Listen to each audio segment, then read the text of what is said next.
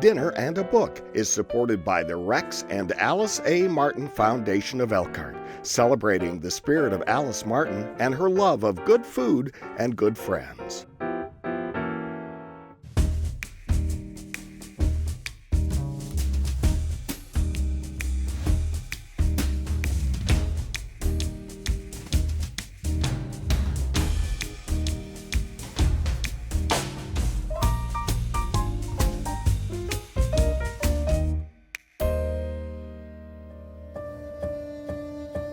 Written at a dramatic moment in American and global life, this work from one of the country's most important writers is about the urgent need to untangle ourselves from the destructive myths that shape our lives.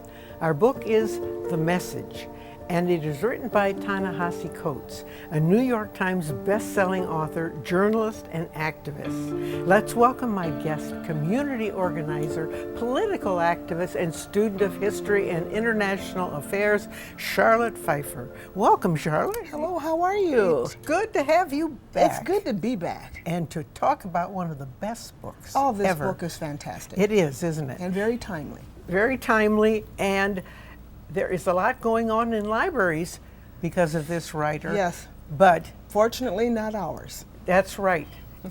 Elkhart, South Bend, pretty good at that, Pretty right? good. Yes, we Yes, are. indeed. So I am so glad to have you. First, let's talk about what we are making to sort of go along with our dinner. Which country are we choosing? Well, actually, I am choosing the diaspora because when Africans came to this country, they brought their food with them. So many African Americans eat traditional food, rice, beans, lentils, fish, and all the places he visited, Dakar, South Carolina, and even in Israel and Palestine, they eat the same food.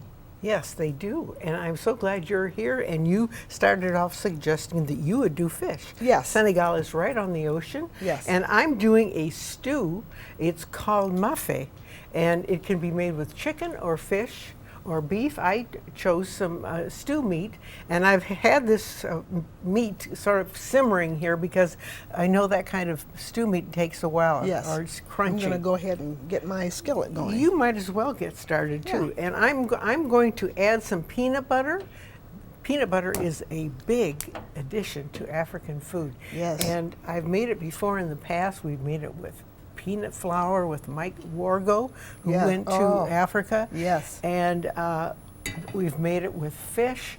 But anyway, I do have some tomatoes cooking here, red pepper, which has a sort of a zesty taste to it, and I've added water, and now I am going to add some beef stock, since we have beef, about a cup or two, so that we cook, when we cook this, it can cook down, and I will be paying attention to it. Oh, so that is beautiful and delicious. well, that's what we You want. know, I worked with Africans at IU South Bend, many Africans, and so one of my friends was from Ghana, and they used to go down to the pond and eat tilapia all the time. Pond. Yeah, it's right down where they were, the pond, the little place where there were fish In South Bend. in Africa. Oh, in No, when he was growing up in I was Africa. trying- that's why I was saying. Okay, I was like, no, yeah, okay, no, when he was in Africa growing up, they would just go down and catch tilapia all the Yes. time. Oh, So and I always think about him. we didn't have tilapia when I was growing up, but now it's on the menus. We didn't have it everywhere. either, and I grew up in Michigan, so. I'm going to add 2 tablespoons of this tomato paste. And I sort of like the paste idea because if you use those little tiny jars of tomato paste or cans, what do you do with it? I mean, I know. And so you have all these cans that are know. sort of half empty. I know. So I recommend paste. Yes. So we add paste. We've added some beef broth. Yes, beef broth. And let's see. The final thing I will add, just a little later, will be 2 heaping cups of peanut butter. And they grow peanuts. Yes. So they have it in their foods. And they make peanut butter soup, peanut stew. They make all kinds of things with peanuts. You know what? While I have this open, I think I'll just add my peanut butter now. and then I don't have to worry about coming back and getting it unglued here. And these are the simple ingredients, and you can use, as I said, fish, chicken, or you can serve it as as a vegan dish. So whatever, you can serve this. I could serve this with your tilapia, Yes. and here you're having, what else are you Yeah, having? well, I've got yellow, it's beautiful, yellow lentils. And I'll tell you, I got this book to tell you about how, again, like I said, Africans came to the United States as slaves. They brought their food with them. And so again, in the South, where most African Americans are from, of course, Yes. I use this beautiful cookbook by a vegan, and she has a web page and everything. But one of the things is that yellow lentils. And so you put them in a pan, you chop up onions, and then you just add, they use a seasoning called Bear, B-E-R. Yes. Yes. And so, but I didn't get that. I brought usual kind of garlic. And I'm going to take a little bit of your, I think you have it over there. My right chipotle. here, yeah. And I've I got left mine at home. onion from our local McCormick's, the best spices around, and smoked paprika. Oh, to die for. You know, they have that in Europe too now. When I went to school in Europe, they didn't have things like this. I It know. was just sort of amazing. I'm going to turn this heat down. I'll tell you how I relate to what Ta-Nehisi Coates did. Okay. I, too, got to go to Africa, Yes. the motherland, and very much what he said he experienced, I too experienced.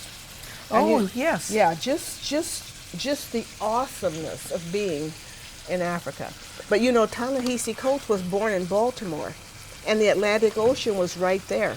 So Yes. then when he went to Dakar, and he got to walk into the Atlantic Ocean, again, that connection. He was very moved by going to the country, and it sort of shook him up too, because Yes, he it felt did. he was walking in the footsteps of all of his relatives that Well, came before him. When he went to Goree Island. Yes. Goree Island is known as the door of no return. It's been disputed. They said for a long time that was the largest port where African slaves were taken, Yes. but that's been disputed.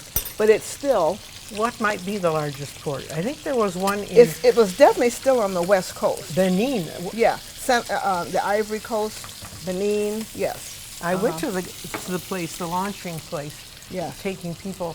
And you know, I think here's another thing that we don't always know, that the Africans sold their brethren to some of these slave traders. Yes. And that's all, you know, the first time I heard that, I said, what? You know, I don't know why I think people, that's true, I but know. people make much more of that than it should. Well, People use that to justify, well, what we did wasn't so bad because look, they sold their own people. oh, well, I No. wasn't thinking in terms No, of I that. just wanted to make sure that none of our viewers thought Yes, no. that. But yes, of course, but that happened in Europe. That happened in the Middle East. Oh, the sure, conqueror, sure. It happened the conqueror, here. yeah, the conqueror does what they want with the people they conquer. That's right. So And the that's- Africans were no different than any other people. Exactly. I'm right. glad you got that in there. Yeah, That's yeah. important. Yeah. So But now, yes, when Ta-Nehisi Coates went to Goree Island, he could feel, you know, the ancestors, just knowing what they went through and Yes. what they did in order to have to come to the country. well, why do you think that this book has caused a stir? I'm not sure. I haven't read the one that I know has been taken off some shelves. Yeah, that's wonderful. Well, let me just say something about you know, it's called The Message. Yes. And this book was dedicated to his students because he teaches at Howard University. And he believes that words have power, words are yes. politics, but to be experiential. So what you write about, you have to go experience. So that's why he went to Africa to practice what he preaches. And even though it was surreal experience for him, that's why he went. And also, when he tells his students what they should do, he can say, I did it also. Yes, exactly. But then he goes to South Carolina. Well, before South Carolina, I just wanted to mention that one part, and it may have slipped out because I was thinking ahead. But he says he finds out the students are reading his book in Senegal. Yes. And he said, my books got here before I did. Yes. And Yes. he was just amazed. He had a student that was working on a thesis. Yes. And she loved She talking. loved it, yes. And I just Yeah. wanted to squeeze that in there Yeah, because yes. that was part of his reason he was going to make connections with people. That's right. And connections is everything. and so then he goes to South Carolina. Well, There. he's sitting at home teaching his students and being his wonderful self. And then he started hearing about all this books being banned. And someone called him and told him that his book, Between the World and Me, was being banned in South Carolina by this teacher who was fighting so hard to keep it. He thought about going down there. She wasn't banning it. No, No. she was fighting hard to keep it in her course. Okay. He thought about going down there, but he didn't want to make it a big deal. But he was convinced, and he went down there. They had this big school board meeting, and again, people lined up to support this teacher, and her keeping his book in her curriculum. And they also mention that sometimes we have the people that are pro Ta-Nehisi, and a couple of weeks later it might be, let everybody have a chance to speak. Yes. And he didn't say too much about South Carolina other than the statues. Yes. He said, why do we have those But he up? said a lot about, what he also said was that Nicole Hannah Jones, actually who went to Notre Dame, wrote the 1619 Project. Oh, yes, yes. And she got an award for it, and the opposite people responded by creating the 1776 Project that countered what she wrote in the 1619 Project. So we have all this. And Jesse poignant James, he talked about Jesse James. Yes, Jesse James, Yeah. right. Well, we're going to continue a little bit here with our cooking, and when we come back, we'll finish our thoughts about statues, and then we'll move to Israel. We'll talk about Palestine and Israel. Palestine Yes. and Israel. Yes. He goes there for quite a while, Yes. and he has his eyes opened. But in any case, we'll take a little break, and then we'll be right back. Oh, here's some pictures of Ta-Nehisi at the seashore and in Dakar. Yes. We'll be right back.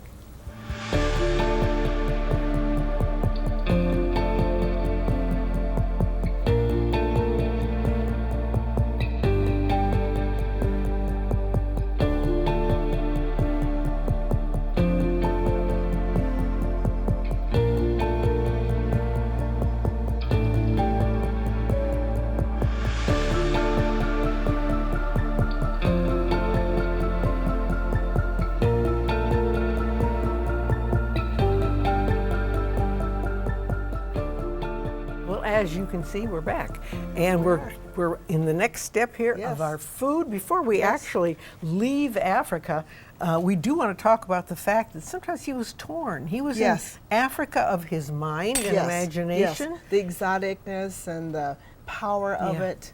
And Yes. then he was also in the real Africa. The real Africa. Which was poor too in Touristy, spots. people trying to come up to him selling things. Yes. But also he was so taken when he went to Goree Island. He could feel the ghosts and the Yes. souls of his people. And many books have a reference to Goree Island. Yes.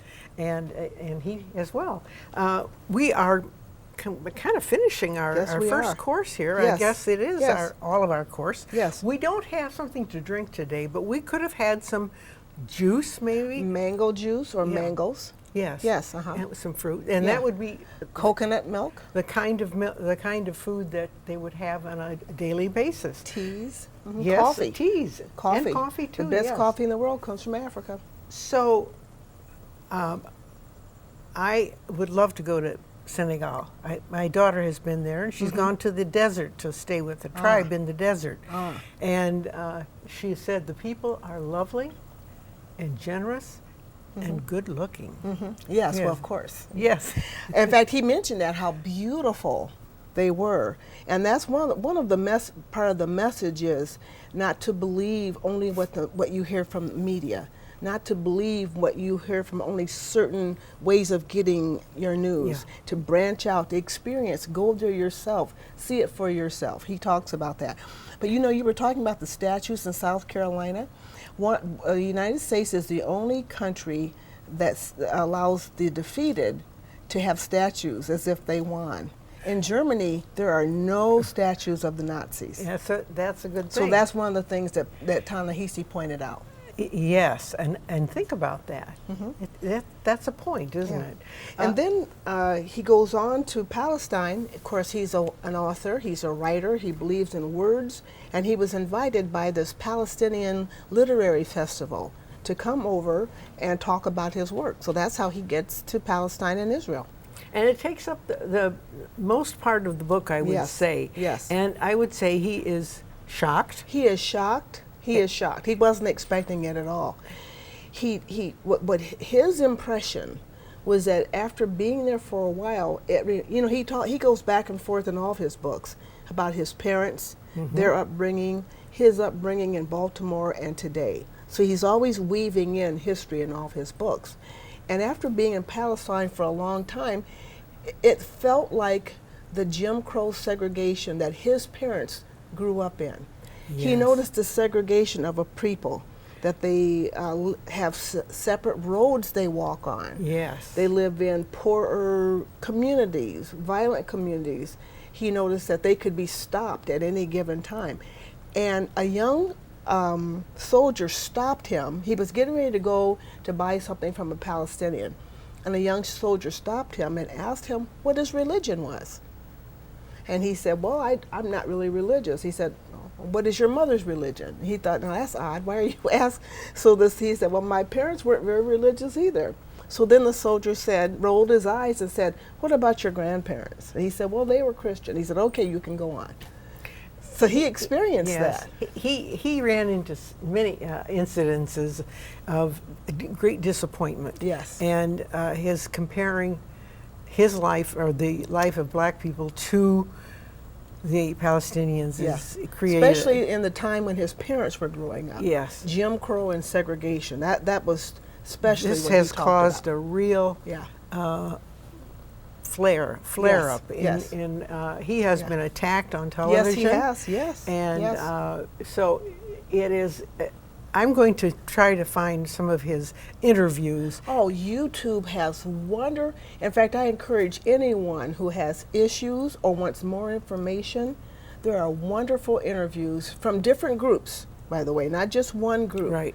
On this book, and especially on his chapter on Israel. And he talks about it. So I do that. Okay, I will. Thank you, Charlotte. I mean, I not will. you know, but we want people. In fact, that's his message. His message is get information for yourself. Yes. Don't believe what you hear. Branch out and make sure that you get information for yourself.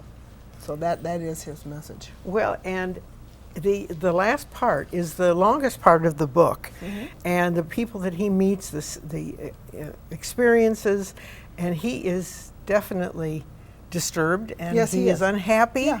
He is angry. Yes, he is. And he does he expels all of this Yes, he in does. his writing. Yes, and what he sees. And part of the criticism that he got is, well, that it seemed to be, again, this is what other people said, seemed to be one-sided. Why didn't he talk about the bombings that the Israelis, experience, and the pogroms that, so they felt that he was one-sided. And that's the challenge that he got. That's why, but he explains that he wrote what he saw.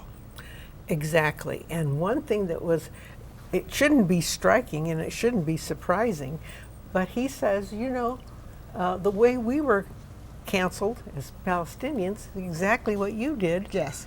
to the Native Americans. Yes. So take that. Yeah. And Well, the other thing is, if you call yourself a democracy, how can you be a democracy if you discriminate against one group of people, which is what we do? Yes. So, yes. He puts us in it too.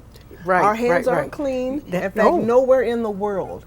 the world's people. We're all one people, one human race. And we all make mistakes. Human And I beings. don't know what it was in that period of 200 or 300 years of colonization. Countries went in and just took over. And took artifacts back to their countries. And they're still talking about yes, that. the Ethiopians and Egyptians still don't have some of their artifacts. Well, I know in Turkey, I was with a group, and the guide asked me to read the plaque. No picture, no statue. Gail, would you kindly read the little note that is sitting there on this little hookup thing? Yeah. And it was the fact that we had taken, and this is empty because it's in the museum in New York City. So, Which is a fantastic and I said, museum. yes, I guess that's right. Well, and during in World War II in Germany, the Nazis went into Jewish homes and took their artifacts, Oh, yes. took their art, and a lot of them haven't gotten theirs back either. There's So stories The to tell. conquerors abused the conquered. Well, exactly. And you know, the idea of the age of discovery, that was also the age of colonization, which was also the age of putting down certain people. Yep. And we're still recovering from that. We are. We don't ever want to get into that No. situation No. ever again. And we don't ever want to forget the original people in this country. That's what I'm Native saying, Americans yes. whose country we all took and we all benefit Yes. from it. Yeah, we and they benefited do from not. And we're still struggling with that. Yes, and I'm so glad you brought that up. Yeah, Now, yeah.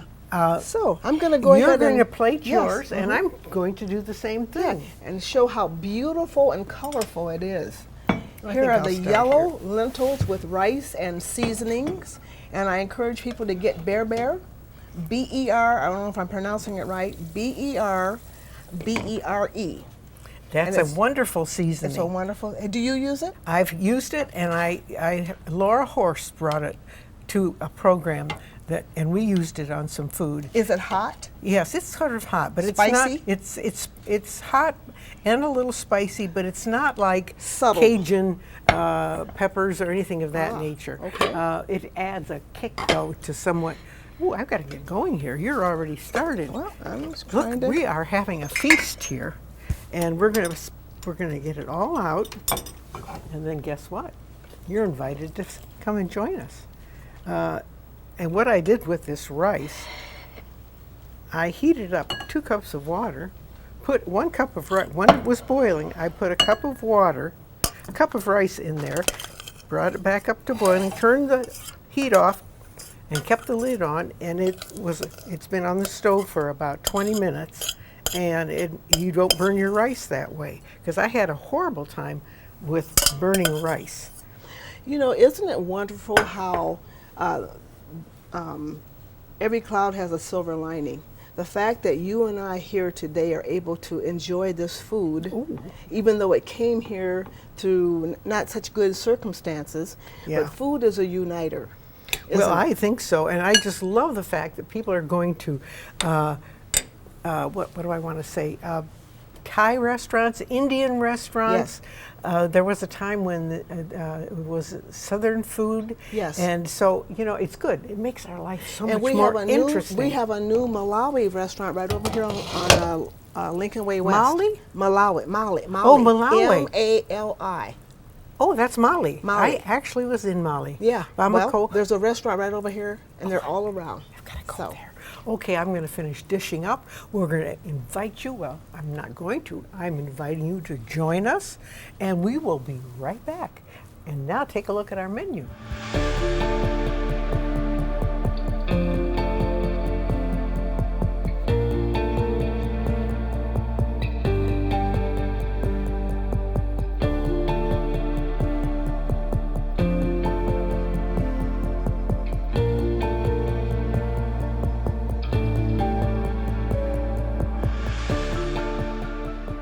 And here we have our African spread, Senegalese dinner. Let's Yes. hear what you've made here. yes. Well, again, keeping with the theme of people eating food from Africa to South Carolina to Baltimore, fish, Yes. beans, rice, lentils, onions, herbs and spices, and you can switch with red beans if you want to. Right. Lots of good food and good for you. Yes. And mine is a stew. It's a beef stew with peanut sauce and tomato sauce and red pepper. And we serve it on rice. And that is our meal. And I want to ask you, you've read this book, and I know you think he is an amazing writer. He's I do fantastic. too. Yes. He really knows English. He knows how to use the language Yes. to its best. Yes. So tell us what you took from this book. Yes. Well, he's a young author. He's a writer. He's a journalist, and he talks about the power of words, and that words are everything, and that we need to experience what we write. And so be there. Don't just accept information from one source, get many sources, and travel, but you must write, because writing is power, writing is politics. Exactly. Good point. Thank you, Charlotte, Well, for thank coming. you so much, Gail. It's great. So nice to be here. And thank you for joining us. Remember, good food, good friends, good trips make for a great life. We'll see you next time.